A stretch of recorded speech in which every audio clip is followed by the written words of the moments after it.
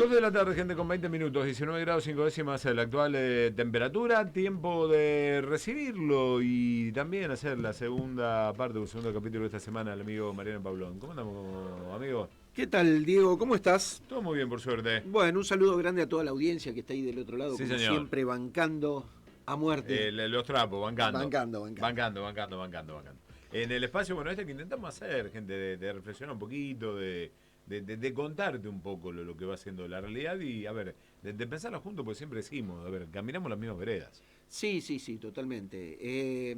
Y además yo creo que hay una necesidad de encontrar espacios en común, más allá de la singularidad que tenga cada uno, Sí. más allá de las particularidades que tienen que ver con la experiencia de vida que podamos tener, con la forma de enfrentar problemas a lo largo de nuestra existencia, con la forma de construir vínculos, de construir afectos, que en cada uno puede ser totalmente diferente.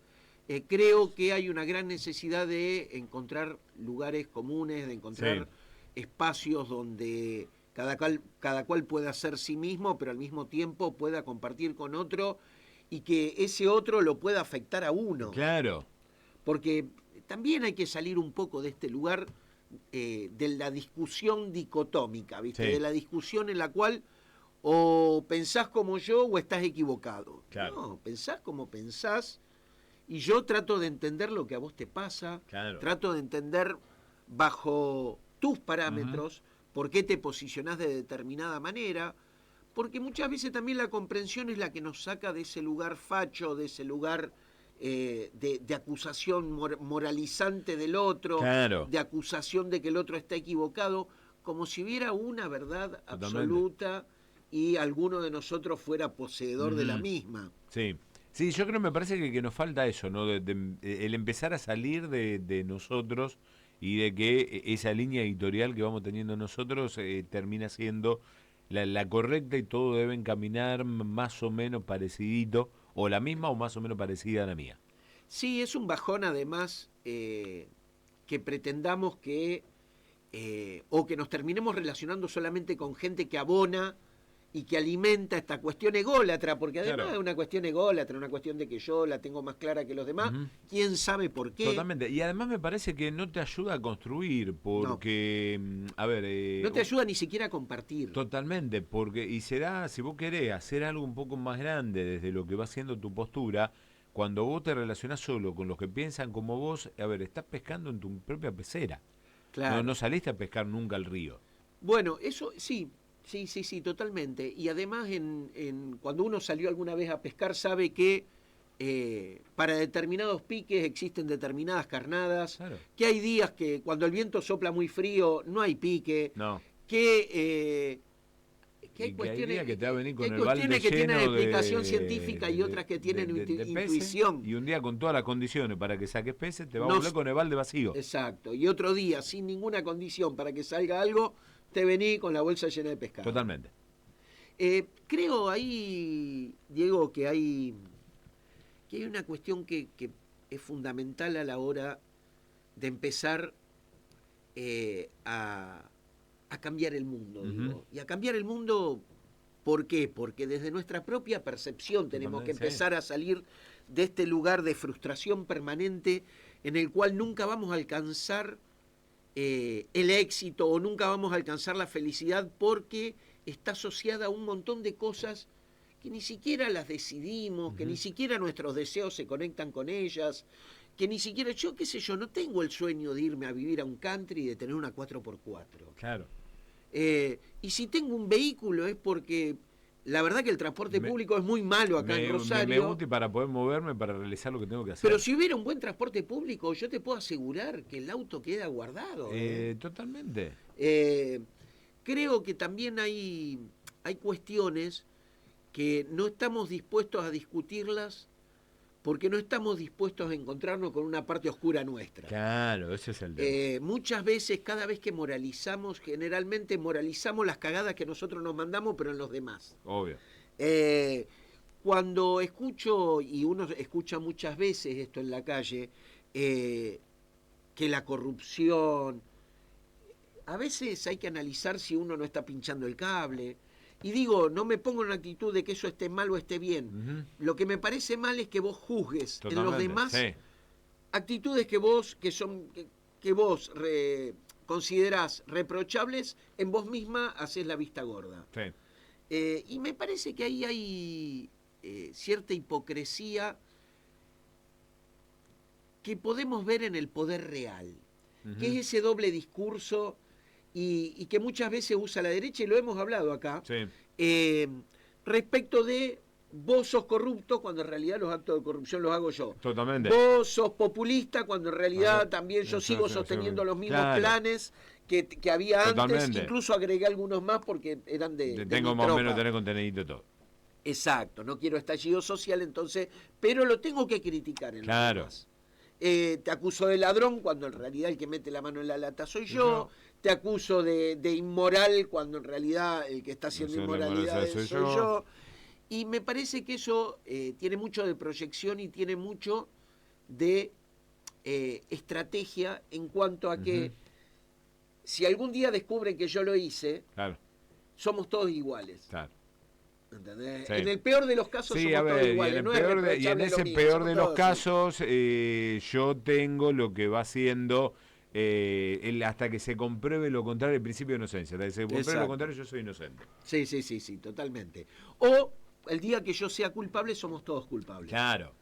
Entonces, como que se pierde el sentido. En realidad la moralización hoy tiene mucho más que ver con lo discursivo que con las actitudes. Sin duda. Y me parece que tenemos que dejar de hablar tanto, dejar de armar esta narrativa y este relato permanente sobre la vida, y que esa narrativa empiece a acompañar las acciones que hacemos.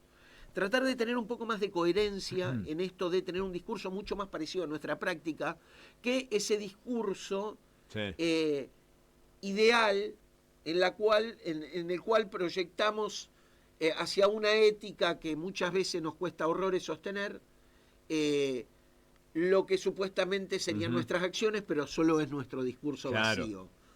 Y me parece que ahí, cuando nos corremos de ese lugar discursivo, cuando empezamos a hablar desde nuestras propias contradicciones, cuando empezamos a mostrarnos como seres vulnerables, como personas en construcción, que no somos seres humanos acabados, que ya son así, son una verdad absoluta. Claro, siempre aparece algo nuevo, o del orden de lo emocional, o del orden del pensamiento, que te hace cambiar. Totalmente. O del orden de la realidad misma, de la realidad objetiva, digamos. Entonces, empezar a darle lugar al cambio en nuestra vida, pero al cambio real, no a esta pantomima del cambio, de animémonos a transformar esta realidad. No. Animémonos a mirarnos en el espejo y a reconocernos con nuestros errores, con nuestras deficiencias, con nuestras cagadas, digamos. Bueno, que es una de las partes que más nos duele, porque me quedaba justamente en eso que marcás, ¿no? Proyecto el error en el otro y de ahí critico lo que va siendo parte de ese error mío. Y después lo otro es de, a no comerme todas las curvas que van pasando en la vida. Porque, a ver, se tiene mucho tubo de ensayo para ver cómo se reacciona. Y después se muestra lo que realmente va haciendo. Y, a ver, y meto acá lo que tiene que ver con la reforma laboral. El proyecto está cerrado bajo 7 llaves. Lo único que trasciende es el tema de la negociación de los salarios móviles, que te la van a poner doblada, vamos a ser sinceros. Ese es el punto. Y el otro también de que la paritaria vos negociás con tu empresa. Que con un amparo judicial eso se cae automáticamente, es algo sin sentido. El otro proyecto que lleva la firma de una diputada santafesina es un proyecto que se tiró tipo tubo de ensayo, para ver cómo se va reaccionando y cómo se va armando. Yo creo que sí, que tiene mucho que ver esto con la teoría de los focus group y de ir tirando y analizando y viendo qué es lo que dice la gente respecto de las noticias que supuestamente van saliendo. Yo ayer la llamé a Norma Valentino, que era una docente de la Facultad de Comunicación, que nos daba sociología, y charlamos sobre el tema de la reforma laboral, porque ella estaba en un instituto de investigación de la facultad sobre el trabajo, y me dijo eso, justamente, que todavía la letra chica no estaba planteada, que había cuestiones muy generales que se habían planteado, como el tema de las horas y la posibilidad de reorganizar las horas, el tema de las vacaciones, y que, bueno, y que todas eran a favor de la empresa, Sí, sí, a ver, ya lo no, sabemos. no hay una. No, pero además ya lo sabemos, la ley Bases ya dejó asentado cuál es la postura del gobierno Totalmente. respecto a los derechos laborales y a los derechos sociales en general. Así que no nos sorprendería, digamos, que puede ser un poco más trágica, un poco menos trágica. Sí, a ver, hasta ahora tampoco nos Nosotros lo que sorprende el tenemos que tener silencio de la claro, CGT. lo que tenemos que tener claro es qué vamos a hacer nosotros como laburantes cuando Claro. salga la propuesta. Claro. Más allá de lo que hagan nuestras dirigencias sindicales, más allá de lo que hagan las centrales sindicales, nosotros dentro del trabajo, ¿qué vamos a plantear? ¿Qué vamos a discutir? ¿Qué vamos a charlar con nuestros compañeros y hasta dónde vamos a permitir que esto suceda? Porque esto sucede Claro. desde el momento en que nos consideramos personas aisladas frente a una patronal. Claro. Ahí vamos a tener que aceptar todas las condiciones. Totalmente. Ahora, si hay organización colectiva, yo te puedo asegurar que no va a ser tan fácil. No, y además marquemos que, a ver, ya está habilitado, si uno va por la normativa, que uno puede negociar con lo que va haciendo la empresa, pero priva lo colectivo por encima de lo individual. Claro. A la hora de lo que va haciendo la discusión paritaria. Y después el otro de los puntos, tomando este tubo de ensayo que se tiró de la ampliación de horas, miraba en Finlandia, que hay una primera ministra, la más joven de la historia y demás, lo que Finlandia entra a discutir es jornada de 4 horas laboral, Claro. y se labura 4 días a la semana. Sí, sí. Porque le genera mayor esparcimiento, ocio y desarrollo y evolución a esa persona que labura y genera más plaza de laburo para meter más gente a laburar. Sí, además, ten en cuenta una Nosotros cosa. planteamos, subirla a 12 o a 13 horas. Claro. O sea, vamos al contra el mundo. Sí, a 12, 13 horas de las Chile cuales con el mismo sueldo, de 8 horas. Ya no me voy a Finlandia, Chile. Sí. Sí, bueno, pero por eso, y planteamos laburar 12, 13 horas al precio de 8 horas. Obviamente. Entonces, pero igual yo creo que no hay que entrar en la tremendización, digamos, de esto, porque juegan a eso. Obvio. Juegan a eso y van a seguir jugando, y vienen jugando desde que arrancaron con este gobierno, con las cuestiones simbólicas. El tema es que la oposición no disputa lo simbólico. Entonces, las grandes, la cantidad de gente que se opone a este gobierno, que es un 30% de los que votaron, pero es más, porque hay mucha más gente también que no fue a votar. A eso voy, pues vos tenés... Que está descreída de la política, pero que no está de acuerdo con esta forma de hacer política. Pero bueno, ponele, ese 30% necesita aferrarse a algo para disputar lo simbólico. ¿Qué pasó? Cuando asumió Milei aceptamos aisladamente cada uno de nosotros que nos verduguearan, porque no sabíamos cómo venía la mano, estábamos estudiando, digamos. Con el famoso discurso de la ley base es un puñado de gente que sale desde un balconcito de la casa, un cacerolazo de chico y demás, Plaza de Mayo, terminó ahí, listo, quedó. Hubo manifestaciones fuertes, aquella de Davos, la de la universidad también. Bueno, los jubilados siguen yendo solos, los discapacitados siguen yendo solos, va quedando también aislado, pero y políticamente la respuesta vos la tuviste. El último tramo cuando los gobernadores, le empiezan a soltar la mano hasta que firma el acuerdo con Estados Unidos y dicen los gobernadores, ahora hay que volver. Sí. Y ahí te vuelve a quedar la oposición bastante debilitada en esa construcción. El tema es, ¿quién canaliza lo que vos tenés en la calle de malestar? Sí, no, pero el tema es, ¿bajo qué consignas? Claro. ¿Qué es lo que vamos a disputar? ¿Vamos a disputar un sentido de la vida? ¿Vamos a disputar? Porque si solamente vamos a salir a defender a los jubilados y a defender a los discapacitados porque son sectores que los están cagando a palo, es un tema. Ahora, si enmarcamos eso dentro de una mejor calidad de vida, defender la dignidad de la vida, y defender la dignidad del trabajo, y defender la dignidad de la salud, y defender la dignidad de la educación pública, entonces ahí empezás a juntar todo dentro de una disputa simbólica, que es una disputa por el sentido de la vida en nuestra sociedad, por el sentido de la democracia, por el sentido de la patria, por el sentido del pueblo.